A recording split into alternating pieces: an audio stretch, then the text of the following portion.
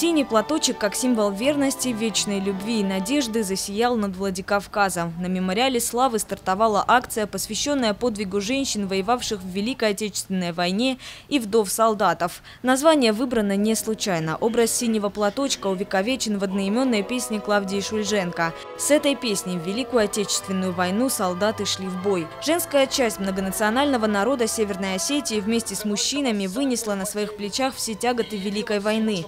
О подвигах сегодня вспоминали участники сражений. Был тяжело ранен в челюсть под Моздоком во время наступления. И меня подхватила из корзина. По сегодняшний день она жива. Под пулеметом она меня нашла и оказала первую помощь.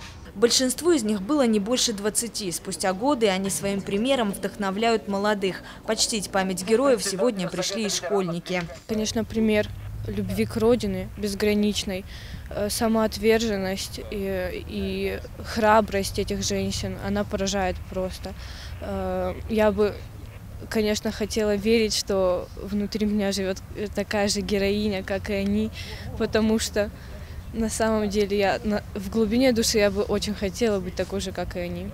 Акция «Синий платочек» – светлое мероприятие, имеющее огромное значение для женщин, посвятивших свою жизнь памяти погибших мужей. Они верили, любили и не просто ждали своих близких с фронта. Порой они даже спасали их своим ожиданием. Яна Гагиева, Тинатин Музашвили, Михаил Безуглов, Осетия ТВ.